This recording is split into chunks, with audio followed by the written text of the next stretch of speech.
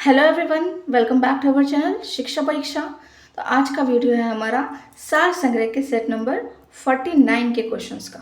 आज हम इसमें बहुत सारे क्वेश्चंस को डिस्कस करेंगे जो आपके आने वाले एग्जाम में आपको बहुत हेल्प करने वाली हैं। देखिए, पहला क्वेश्चन है, अंग्रेजी शासनकाल में भारत का कौन सा क्षेत्र अफीम उत्पादन हेतु प्रसिद्ध था? तो वह कौन सा क्षेत्र था? वह बिहार। नेक्स्ट है, 1855 ईस्वी में संथालों ने किस अंग्रेज कमांडर को हराया था? देखिए, 1855 ईस्वी में संथालों ने कौन से अंग्रेज कमांडर को हराया था? तो वो थे मेजर बारो को हराया था। नेक्स्ट है, अंग्रेजी भारतीय सेना में चर्बी वाले कारतूसों से चलने वाली एनफील्ड राइफल कब शामिल की गई थी? तो ये देखिए, कब शामिल की गई थी? दिसंबर 1856 ईस्वी में। 1856 ईस्वी में शामिल की गई और 1857 ईस्वी में क्रांति स्टार्ट हो गई थी चर्बी वाले कारतूस को लेकर के। और सबसे पहले क्रांति की शुरुआत किसने की थी? मंगल पांडे ने। किसने की थी? मंगल पांडे ने। और वो पहले शहीद भी बने थे हमारे 1857 की क्रांति का। नेक्स्ट देखिए, क्वेश्चन है आपका, शारदा मणि कौन थी? देखिए, शारदा मणि कौन थी? रामकृष्ण परमहंस की पत्नी। रामकृष्ण परमहंस की पत्नी, जो कि आपके स्वामी विवेकानंद जी के गुरु थे रामकृष्ण परमहंस, उनकी पत्नी का नाम था शारदा मणि थी। लेकिन नेक्स्ट है, 1899 से लेकर के 1900 ईस्वी के मुंडा क्रांति के नेता कौन थे? देखिए, मुंडा क्रांति के नेता कौन थे? बिरसा मुंडा। कौन थे? बिरसा मुंडा। नेक्स्ट है, अखिल भारतीय किसान सभा के प्रथम सत्र की अध्यक्षता किसने की? तो किसने की थी? स्वामी सहजानंद ने। किसने? स्वामी सहजानंद। नेक्स्ट क्वेश्चन है कि राजा राममोहन रॉय द्वारा ब्रह्म समाज की स्थापना कब की गई थी? देखिए, राजा राममोहन रॉय द्वारा ब्रह्म समाज की स्थापना 1828 ईस्वी में की गई थी। कब की गई थी? 1828 ईस्वी में। एक चीज़ और हम आपको यहाँ पे बताना चाहेंगे कि जो सती प्रथा का अंत करवाया था वो भी राजा राम मोहन रॉय के द्वारा ही हुआ था, और साथ में लॉर्ड विलियम बेंटिक भी थे जिनके कारण सती प्रथा का अंत हुआ था। ये भी याद रखिएगा। नेक्स्ट क्वेश्चन देखिए, एक और इंपॉर्टेंट यहाँ पे क्वेश्चन बनता है हमारा कि सत्यार्थ प्रकाश की रचना किसने की है? ये सत्यार्थ प्रकाश की पुस्तक है, इसके रचयिता कौन है? तो इनके रचयिता हैं स्वामी दयानंद सरस्वती। स्वामी दयानंद सरस्वती। अच्छा, आप हमें कमेंट में बताइए कि स्वामी दयानंद सरस्वती का बचपन का नाम क्या था? जल्दी से हमें कमेंट करके बताइए। नेक्स्ट क्वेश्चन देखिए, अनुशीलन समिति क्या थी? अनुशीलन समिति क्या थी? कि एक क्रांतिकारी संगठन था। क्या था ये? एक क्रांतिकारी संगठन था। नेक्स्ट है, सुरक्षा प्रकोष्ठ की नीति किससे संबंधित है? सुरक्षा प्रकोष्ठ की नीति जो है वॉरेन हेस्टिंग से संबंधित है। किससे? वॉरेन हेस्टिंग से संबंधित है। नेक्स्ट क्वेश्चन है आपका, all India trade union Congress का प्रथम अध्यक्ष कौन था? देखिए, all India trade union Congress के प्रथम अध्यक्ष जो थे आपके लाला लाजपत राय थे। कौन थे? लाला लाजपत राय। वह कौन से कांग्रेस अध्यक्ष थे जिसने क्रिप्स मिशन व लॉर्ड वेवल दोनों से वार्ताएं की थी? तो वह थे अबुल कलाम आजाद। कौन थे? अबुल कलाम आजाद थे। नेक्स्ट क्वेश्चन है आपका, सांप्रदायिक अवार्ड एवं पूना पैक्ट में क्रमशः दलित वर्ग के लिए कितनी सीटें दी गई हैं? तो कितनी सीटें दी गई थी? क्रमशः 71 और 147 दी गई थी। ठीक है, याद रखिएगा। नेक्स्ट है, भारत छोड़ो आंदोलन के समय इंग्लैंड का प्रधानमंत्री कौन था? देखिए, भारत छोड़ो आंदोलन के समय इंग्लैंड के प्रधानमंत्री विंस्टन चर्चिल थे। कौन थे? Winston Churchill. नेक्स्ट है आपका क्वेश्चन, कौन से उद्योगपति लंबे समय तक AIC के खचाजी रहे थे? 1930 ईस्वी में जेल भी गए। तो वो कौन से उद्योगपति थे? तो वे थे जमनालाल बजाज। कौन थे? जमनालाल बजाज। याद रखिएगा। नेक्स्ट देखिए, क्वेश्चन है आपका, 1947 ईस्वी की भारतीय राष्ट्रीय कांग्रेस की दिल्ली अधिवेशन की अध्यक्षता किसने की? तो दिल्ली अधिवेशन की अध्यक्षता किसने की थी? डॉक्टर राजेंद्र प्रसाद ने। किसने? डॉक्टर राजेंद्र प्रसाद ने की थी। नेक्स्ट है, देवबंद के उस विद्वान का नाम बताइए जिन्होंने स्वतंत्रता आंदोलन में महत्वपूर्ण भूमिका निभाई। तो वह थे अबुल कलाम आजाद। अबुल कलाम आजाद। नेक्स्ट है, बम्बई में अखिल भारतीय व्यापार संघ कांग्रेस AITUC की स्थापना कब हुई थी? देखिए, इसकी स्थापना कब हुई थी? 1920 ईस्वी में हुई थी। कब हुई थी? 1920 ईस्वी में हुई थी। नेक्स्ट है, अमृत बाजार पत्रिका की स्थापना किसने की? अमृत बाजार पत्रिका की स्थापना शिशिर कुमार घोष ने की थी। किसने? शिशिर कुमार घोष ने की थी। गांधी इरविन समझौते के हस्ताक्षरित होने में किसने महत्वपूर्ण भूमिका निभाई थी? तो वह थे तेज बहादुर सप्रू। तेज बहादुर सप्रू। निष्क्रिय विरोध के सिद्धांत का प्रतिपादन किसने किया? तो इसका आंसर होगा अरविंद घोष। कौन सा अखबार मुख्यतः उदारवादियों की नीतियों का प्रचारक था? तो देखिए, उदारवादियों नीतियों का प्रचारक कौन सा अखबार था? तो वह था लीडर। ठीक है। नेक्स्ट है, सबसे छोटा दिन कब होता है? देखिए, सबसे छोटा दिन कब होता है? 22 दिसंबर को होता है। कब होता है? 22 दिसंबर को। सूर्य ग्रहण कब होता है? सूर्य ग्रहण कब होता है? जब सूर्य एवं पृथ्वी के बीच में चंद्रमा हो, तब सूर्य ग्रहण होता है।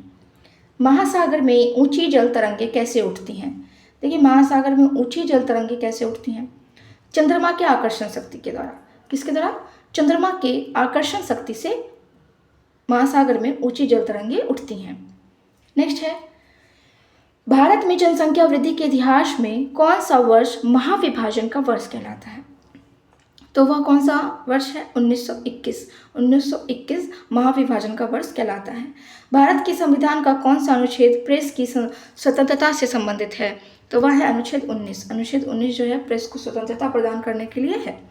भारत का राष्ट्रपति किसके द्वारा हटाया जा सकता है? तो भारत का राष्ट्रपति संसद के द्वारा हटाया जा सकता है। किसके द्वारा? संसद के द्वारा। लोकसभा में राज्यवार सीटों का आवंटन 1971 की जनगणना पर आधारित है। ये किस वर्ष तक यथावत रहेगा? तो ये 2026 ईस्वी तक रहेगा। कब तक? 2026 ईस्वी तक रहेगा। भारत का प्रधानमंत्री किसका मुखिया है? देखिए, भारत का प्रधानमंत्री किसका मुखिया है? तो केंद्र सरकार का मुखिया है। जम्मू एवं कश्मीर के राज्यपाल की नियुक्ति कौन करता है? भारत के राष्ट्रपति करते हैं। किसको संविधान द्वारा मौलिक अधिकारों को लागू करने की शक्ति दी गई है? तो वह है सर्वोच्च न्यायालय एवं उच्च न्यायालय को। सर्वोच्च न्यायालय एवं उच्च न्यायालय को यह शक्ति प्रदान की गई है।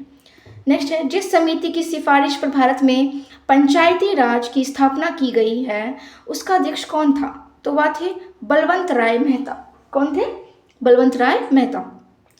पंचायत के चुनाव कराने हेतु निर्णय किसके द्वारा लिया जाता है? तो यह राज्य सरकार के द्वारा लिया जाता है। किस संविधान संशोधन अधिनियम को लघु संविधान कहा गया है? लघु संविधान किसको कहा गया था? 42वां संशोधन को। 42वां संविधान संशोधन अधिनियम एक ऐसा अधिनियम था जिसको लघु संविधान के नाम से भी जाना जाता है। नेक्स्ट है, भारत में राष्ट्रीय आय समरकों का आंकलन किसके द्वारा किया जाता है? ये केंद्रीय सांख्यिकी संगठन के द्वारा किया जाता है। नेक्स्ट क्वेश्चन है आपका, भारत की राष्ट्रीय आय का सबसे बड़ा स्रोत क्या है? देखिए, सबसे मुख्य स्रोत क्या है भारत की राष्ट्रीय आय का? तो वह है सेवा क्षेत्र। सेवा क्षेत्र जो है सबसे मुख्यतः राष्ट्रीय स्रोत है। आगे देखिए, आर्थिक नियोजन का विषय किस में है? आर्थिक नियोजन का विषय जो है ये समरवर्ती सूची में है। दूसरी पंचवर्षीय योजना की रूपरेखा किसने तैयार किया था? तो दूसरी पंचवर्षीय योजना की रूपरेखा पीसी महालनोबिस ने किया था।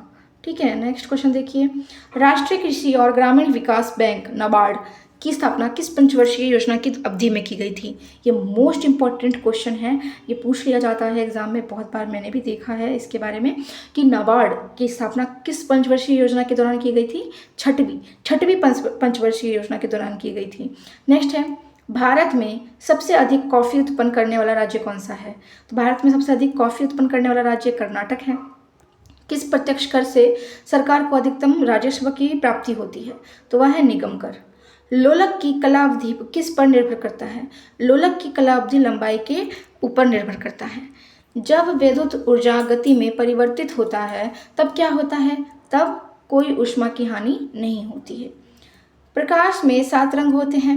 रंगों का अलग करने का क्या तरीका है? तो रंगों का अलग करने का तरीका है, एक प्रिज्म से रंगों को अलग अलग किया जा सकता है। प्रिज्म से रंगों को अलग अलग किया जा सकता है। नेक्स्ट है, चुंबकीय सुई किस तरह संकेत करती है? देखिए, चुंबकीय सुई किस तरह संकेत करती है? उत्तर की ओर।